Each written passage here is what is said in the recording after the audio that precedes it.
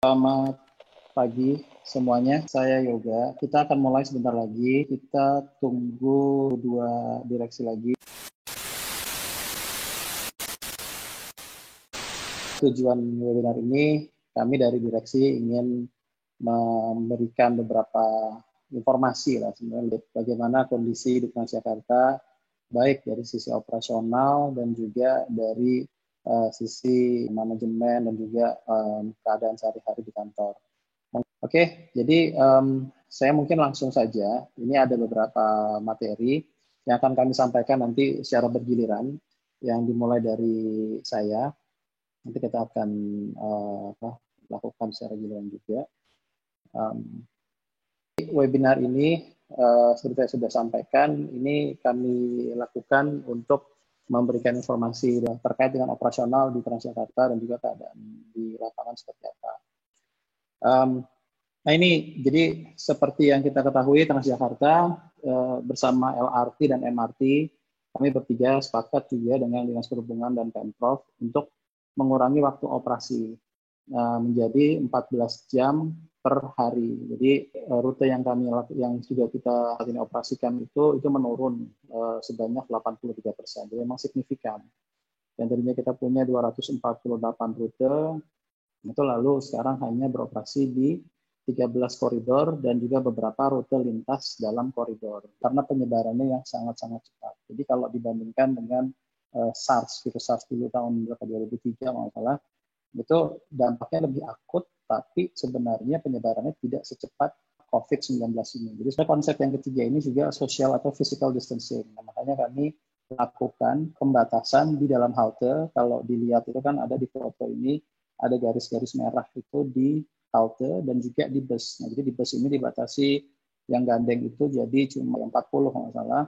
Terus juga yang single dan juga yang maxi itu jadi cuma 30. Nah, jadi inilah sebenarnya tujuannya bahwa kita memastikan ada jarak antar orang untuk berdiri maupun juga untuk duduk.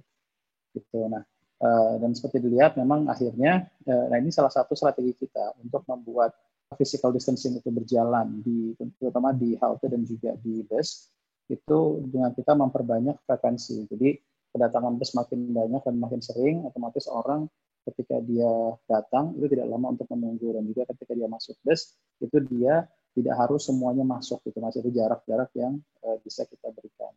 Jadi bus yang kita operasikan itu yang tadinya normal 759 tiap hari normal biasa, ini kita operasikan 1.100. Nah, dari mana nih biasanya 759 sekarang menjadi 1.100? Ini sebenarnya dari realokasi bus-bus yang di non-BRT. Jadi bus-bus yang biasanya jalan di perbatasan, juga di non-BRT itu kita tarik semua untuk beroperasi di jalur BRT saja. Normal kita ini kan justru malah bulan Maret itu, tanggal 2 Maret, Transjakarta itu memecahkan rekor lagi dengan 1.041.815 pelanggan dalam satu hari. Nah, kalau kita lihat di sini, sebenarnya pada tanggal 2 itu juga kasus pertama COVID-19 itu diumumkan.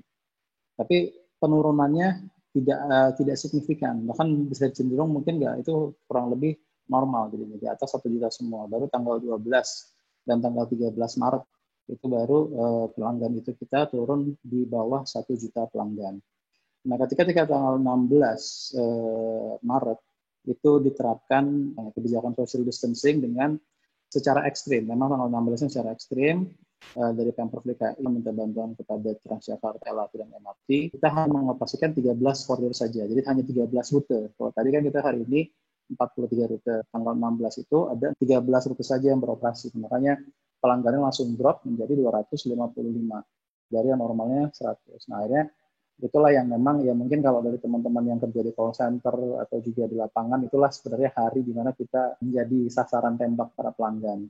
Tapi saya terus terang saya salut dengan insan Transjakarta yang tahan mental dan kuatlah untuk menanggapi semua ini. Tanggal 23 Maret kemarin dikurangi, jadi di stop lagi. Nah, jadi tanggal 23 sampai hari ini itu hanya layanan BRT tadi yang saya sudah sampaikan sebelumnya, 43 layanan saja yang hanya beroperasi. Dan lihat saja di sini trennya juga makin turun lagi. Orang pun juga sudah sadar bahwa diam di rumah itu memang perlu. Memang ini sebenarnya polanya yang terjadi juga di kota-kota besar lain. Di Amerika itu subway-nya juga di-cut layanannya. mereka itu ada 52 workersnya atau pekerjanya itu yang sampai terkena coronavirus. Nah, makanya mudah-mudahan kita dengan terus disiplin dan juga dengan APD ini mudah-mudahan nggak ada satu provinsi Transjakarta yang terjangkit virus COVID-19. Nah, untuk yang kedua itu juga di London Underground ke MRT-nya, dan juga di busnya juga sama, itu juga dikurangi untuk layanan. Sebenarnya essential service itu mereka masih lakukan, basic service lah, layanan dasar. Apa juga kami pertimbangkan itu untuk yang BRT, karena kami lihat BRT seenggaknya itu layanan dasar sepanjang Jakarta. Jadi yang kita lakukan ini sudah sejalan juga dengan yang dilakukan oleh negara-negara lain. Nah, untuk yang slide berikutnya, saya ini undang Pak Izul sebagai Direktur SDM untuk memberikan penjelasan tentang program bekerja dari rumah. Terima kasih, Mas Yoga. Teman-teman insan Transjakarta yang kami cintai, Assalamualaikum warahmatullahi wabarakatuh. Ini melanjutkan tadi apa yang disampaikan oleh PLT DU, bahwa pertama yang berada di head office menerapkan kebijakan work from home atau bekerja di rumah. Meskipun demikian, kami sangat berharap bahwa teman-teman ini tidak kemudian mengubah mindset-nya menjadi liburan ya. Bahwa ini kita semua tetap bekerja, kita semua tetap aktif mengerjakan hal-hal yang menjadi tanggung jawab kita diharapkan tetap produktif. Oleh sebab itu, tolong selama berada di rumah, terutama pada saat jam kerja, jam 8 sampai jam 5 sore, pastikan Anda ready to call gitu. Bisa dihubungi. Mobile phone aktif, smartphone aktif, terutama untuk komunikasi ya kepada teman-teman kerja. Jangan sampai kemudian terkendala karena Anda tidak bisa dihubungi. Tolong juga pada saat, terutama pada saat kondisi seperti ini, video conference gitu dengan direksi atau dengan atasan Anda, kepala divisi, kepala departemen, usahakan agar tidak menggunakan pakaian rumah biasa ya. Tetap tampilkan bahwa Anda adalah jiwa yang profesional, yang rapi, yang siap bekerja. Salah satunya muncul dalam appearance Anda, penampilan teman-teman semua siap kerja. Kami berharap teman-teman masih memiliki komitmen ya untuk menyisihkan sebagian efisiensi yang dihasilkan, karena selama ini kan barangkali teman-teman harus butuh biaya transport ke kantor. Nah, selama ini tidak perlu ke kantor. Nah, ini sebagian dialokasikan untuk tambahan biaya pulsa ya. Tolong Ibu Bapak sekalian juga aktif koordinasi, terutama ini untuk masing-masing leader ya. Masing-masing leader tolong tetap melakukan apel dan rapat secara online. Tolong at least seminggu sekali masing-masing unit kerja di tingkatan masing-masing bisa berkomunikasi secara online, bukan apel secara online, sehingga tidak terputus ya, semangat kerjanya tidak kemudian mengendur. Barangkali itu dari Direktorat Pelayanan dan Pengembangan dan juga SDM ya saat ini yang bisa disampaikan. Waktu dan tempat kembalikan ke Mas Yoga selaku PLTDU. Terima kasih Mas Yoga. Ya, terima kasih Pak Izul. Saya mengundang Pak Direktur Keuangan, Pak Welfizan Buza, untuk memberikan penjelasannya. Silakan Pak Welfizan. Terima kasih Mas Yoga sebagai PLTDU.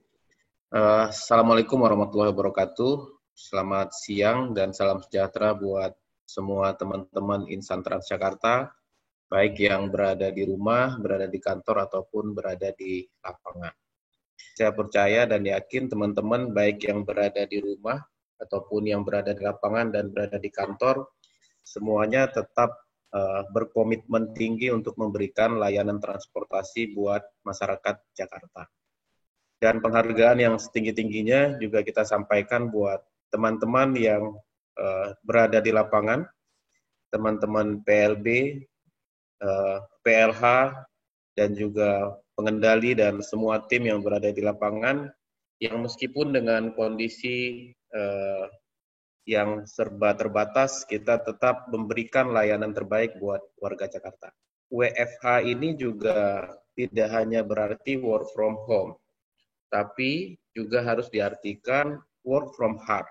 Jadi kita juga harus bekerja dengan hati, karena mekanisme-mekanisme kontrol dan segala macam yang tadi disampaikan, kalau tidak diimbangi dengan work from heart, tentunya hasilnya juga tidak maksimal. Dan saya percaya teman-teman Insan TJ semua sudah melakukan itu, work from heart dan work from home.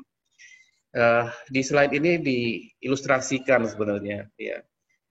Dengan kondisi kita bekerja dari rumah, tentunya ada pola kerja baru. Karena juga ada teman-teman yang mungkin bertanya apakah ada biaya khusus untuk melakukan apel dan segala macam. Biaya dari komunikasi kita untuk apel ini sebenarnya tidak begitu besar. Ya. Kalau kita hitung sekali apel dalam sehari dengan asumsi 2 kali rapat dalam 1 hari itu lebih kurang cuma 3.000. Dibandingkan dengan biaya transportasi. Karena dengan kita bekerja dari rumah tentunya ada beberapa biaya yang kita juga bisa hemat, ya. Makanya kalau kita lihat di slide berikutnya, ini adalah komposisi teman-teman kita yang berada di lapangan, dan fokus kita mencoba teman-teman Kadif dan juga Kadep yang mencoba mengatur agar petugas yang berada di lapangan itu kita coba seminimal mungkin, ya. Dan terima kasih buat teman-teman di lapangan yang sudah bekerja dengan begitu baik, ya. Di tengah krisis pandemi, tentunya petugas-petugas inti yang harus tetap ada, dan buat teman-teman yang berada di lapangan ini tetap harus fokus untuk menjaga kondisi kesehatan dan juga pastikan bahwa APD ataupun protokol dan prosedur yang sudah dijelaskan oleh masing-masing Kadif dan Kadepnya dilakukan dengan sebaik-baiknya. Mungkin ini yang bisa saya sharing. Berikutnya kami kembalikan kepada Mas Yoga. Terima kasih. Ya, terima kasih Pak Elvizan, Pak Deka. Ya, jadi saya juga pengen mengapresiasi juga kepada anggota-anggota di lapangan dan juga tambahan selain yang disebutkan di sini ada juga untuk petugas kebersihan bus yang tidak henti-hentinya melakukan program disinfektan ke bus. Jadi untuk memastikan bus-bus kita itu, armada kita selalu prima dan juga selalu bersih. Ini itu dari Pak Elvizan, terima kasih atas penjelasannya. Nah, berikutnya saya mengundang Pak Direktur Operasional, Pak Prasetyo Budi. Terima kasih Pak PLT DU, rekan-rekan direksi lain dan insan TJ yang saya banggakan. Dalam situasi seperti ini, terus terang kami dari manajemen, dari rekan-rekan direksi sangat bangga dengan teman-teman baik yang ada di posko maupun yang bekerja di rumah dengan kondisi yang sangat minim dan terbatas. Nah, terkait dengan kebijakan dan prosedur, seiring berjalannya waktu semakin baik, semakin ke sini. Kebijakan tidak menggunakan uang cash sudah dilaksanakan, kemudian menjaga jarak semakin hari semakin bagus, kemudian penyediaan hand sanitizer, bus, dan tempat cuci tangan juga semakin bagus di lapangan, namun butuh kepedulian rekan-rekan yang berada di halte. Ketika isi hand sanitizer ini sudah habis, cepat-cepat diganti. Jangan sampai ketika pelanggan ingin membersihkan tangan dengan menggunakan hand sanitizer, tapi cairannya tidak ada. Kemudian di lapangan juga kita harus mengutamakan dari rekan-rekan medis yang bertugas kemudian akan menggunakan jasa layanan Transjakarta, kita prioritaskan. Kebijakan dan prosedur Transjakarta dalam menanggulangi COVID-19. Kita sejak awal sudah menyiapkan penggunaan alat pelindung diri, masker, dan sarung tangan bagi petugas frontliner. Kemarin saya dapat videonya bagus ini. Video dari negara Cekoslovakia melihat perkembangan penyebaran virus ini di negara-negara Eropa dan Amerika cukup pesat. Tapi kenapa di negara dia sedikit?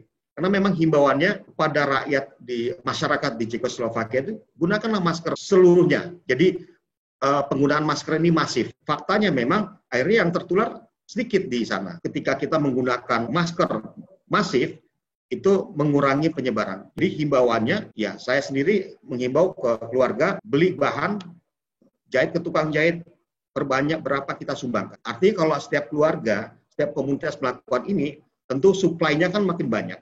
Nah, sehingga harga pun bisa makin berkurang. Nah, karena ini memang COVID-19 ini kayaknya akan berlangsung lama, mungkin salah satu saran seperti itu. Nah, kemudian penyemprotan disinfektan di dalam bis. Itu sudah kita lakukan. Namun seperti yang kemarin berkembang, ya ternyata disinfektan ini nggak bisa disemprotkan langsung kepada tubuh. Ya mungkin virusnya hilang, tapi penyakit lain timbul. Juga jangan sampai seperti itu. Terkait dengan Transjakarta mendapat mandat mulia dari Pemprov untuk mengantarkan tim medis. Ini luar biasa. Saya terus terang sangat terharu dengan teman-teman yang berada di gugus depan ini, karena memang risikonya cukup tinggi. Ya, saya seringkali menyampaikan pada pihak bersangkutan agar rekan-rekan semua tolong dijaga, APD-nya dilengkapi, jangan sampai tertular. Makanya teman-teman tetap yang namanya vitamin, pola hidup sehat, kelengkapan dan sebagainya, kita tetap jaga.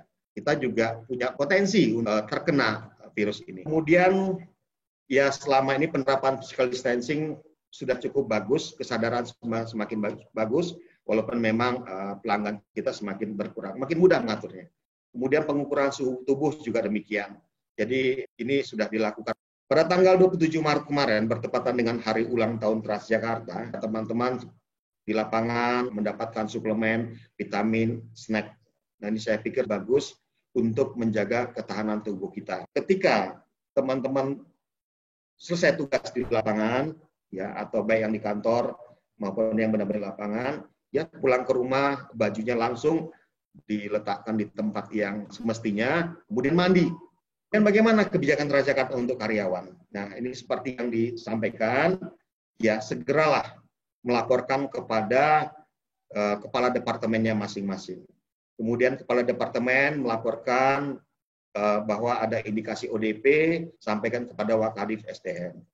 Nah, ketika kita berada di satu lingkungan, komunitas, kemudian ada yang terpapar dengan COVID-19, nah kita harus waspada. Kemudian baru diverifikasi kondisi kesehatannya. Apakah ini flu, biasa, demam tinggi, batuk, sesak napas, dan sebagainya. Kalau memang ini gejalanya sudah mengarah kepada COVID-19, setelah dicek, kemudian memang tidak, ya aman, karantina. Kalau dinyatakan sakit, ya berlanjut menjadi ditingkatkan lagi statusnya PDP. Nah, kemudian butuh apa? Butuh perawatan di klinik maupun rumah sakit rujukan. Dan seterusnya. Sampai bisa disimpulkan bahwa ya kalau misalnya sudah terpapar positif terkena virus COVID-19, ya sudah berarti ya harus dirawatan. Kalau ada laporan internal, segera ada hotline krisis internal di nomor WhatsApp 0811 064 4000 atau 0811 064 500. Oke, kemudian kalau di Dinas Kesehatan, itu selain call center 112, ada websitenya corona.jakarta.go.id atau hotline Dinas Kesehatan 081112112112. Demikian Mas Yuka. Ya, baik Pak Abu. Terima kasih. Sebenarnya town hall ini tujuannya adalah kita pengen informasikan. Nanti setelah ini juga ada newsletter atau bulletin itu yang berisi informasi-informasi yang lebih detail. Jadi tadi yang slide yang ditunjukkan sebelumnya masalah alur atau segala macam itu nanti silakan bisa dibaca pada saat nanti didistribusikan. Tim SDM, tim K3 itu akan selalu siap untuk memberikan panduan dan juga bimbingan. Mungkin kalau secara fisik agak kita kalau tidak boleh untuk langsung berhadapan langsung kalau katakanlah ODP atau PDP. Tapi sehingga kita bisa memberikan panduan segala macam dan juga kita nanti mencari bantuan juga dari puskesmas atau juga dari dinas kesehatan. Terkait yang kebijakan work from home, ini per kemarin melihat dari surat edaran dari Menteri Menpan RB, itu kita sudah berikan lagi surat keputusannya untuk kita, surat edaran kita itu, jadi kita update sekarang menjadi sampai tanggal 21 April. Terima kasih atas seluruh kerja kerasnya dan juga semangat selalu dan selamat bertugas untuk insan Transjakarta, baik yang di rumah, yang di lapangan, di kantor, maupun terus juga terutama untuk yang berhadapan sehari-hari dengan pelanggan maupun secara langsung atau juga secara tidak langsung. Sesi tanya jawab. Sebelumnya saya akan undang direksi yang lain untuk menunjukkan mukanya. Satu pertanyaan dari Pak Anto Slamet. Apa opsi TJ bila diberlakukan lockdown nasional? Nah, ini gimana nih Pak Prabu, ada bisa sumbang saran untuk masalah ini?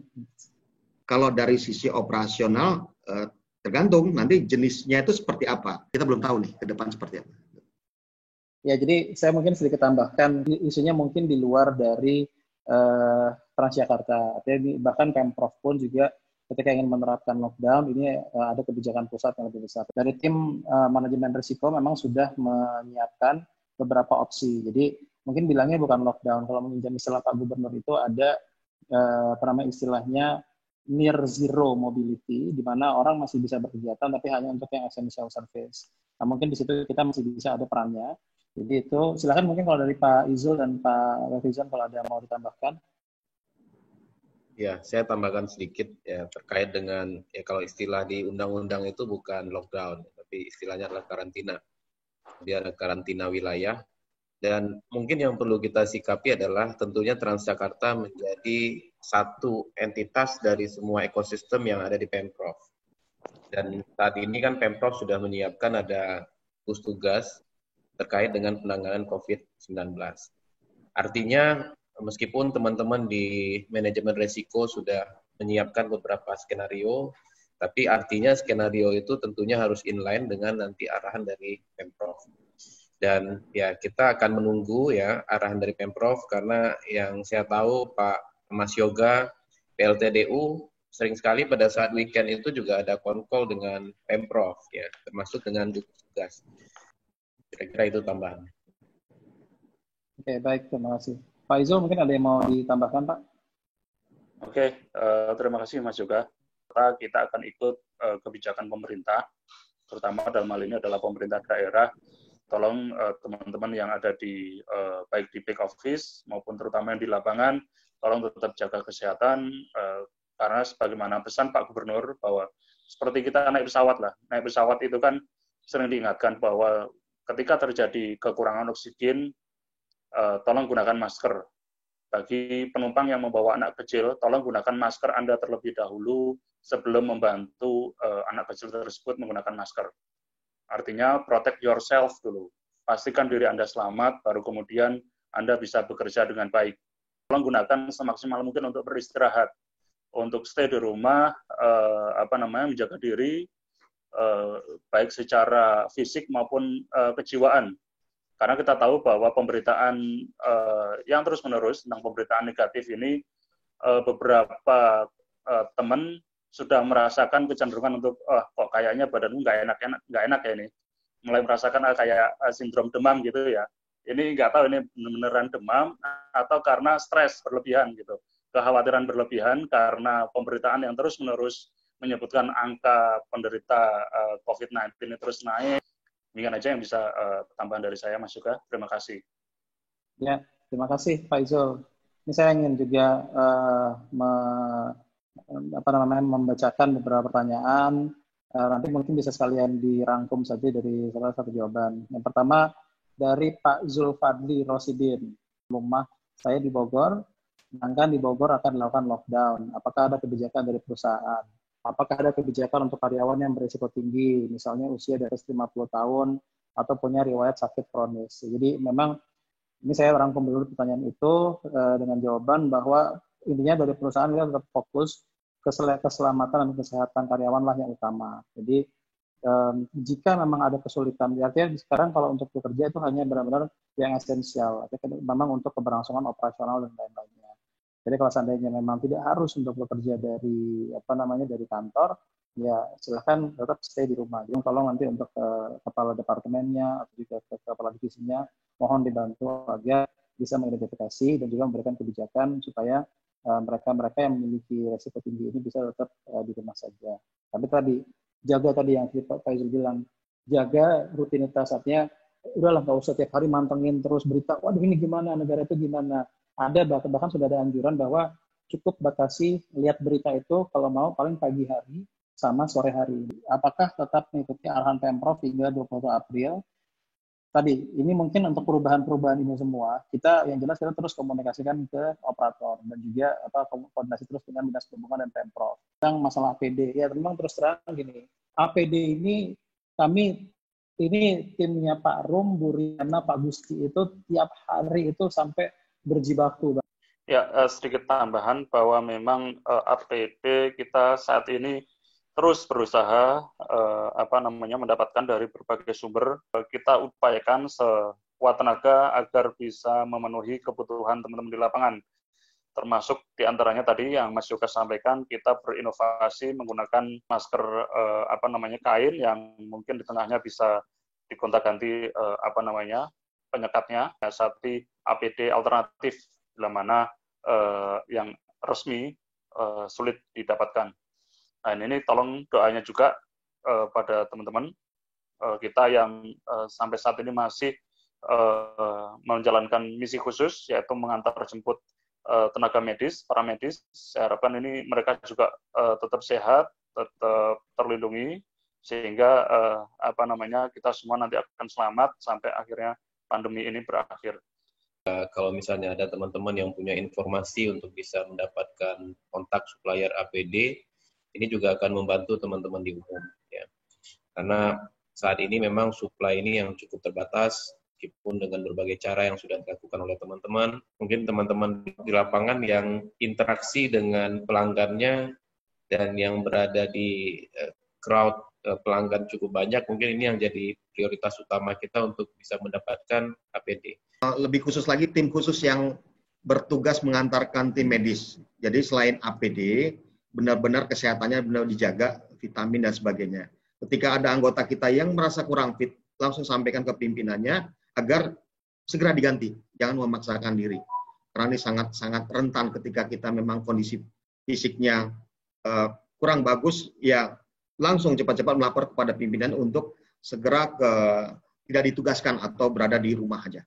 Ini sudah mulai dilakukan tadi yang rapid test di Grand Cempaka untuk teman-teman pramudi dan juga petugas yang ada bertugas. Jadi yang tim medis tadi itu sudah ada 5 yang dites dan alhamdulillah 5-5-nya itu negatif. Jadi semoga nanti seluruhnya juga langsung bisa kita dapatkan hasilnya. Gitu. Oke, baik. Kalau begitu semuanya, terima kasih kepada rekan-rekan BOD dan juga kepada para insan Transjakarta. Tadi ada dari total yang hadir ini ada 250 jadi maksimal. Sekarang tinggal 210 orang, mungkin udah mulai nyiapin makan siang untuk di rumah. Silakan saja. Jadi ucapkan semoga tetap sehat semua, jaga kesehatan dan jaga kewarasan di rumah, dan semoga kita bisa melewati pandemi ini dengan cepat dan dengan selamat semuanya. Baik, itu saja dari kami berempat untuk Pak Insan. Terima kasih. Assalamualaikum warahmatullahi wabarakatuh. Waalaikumsalam.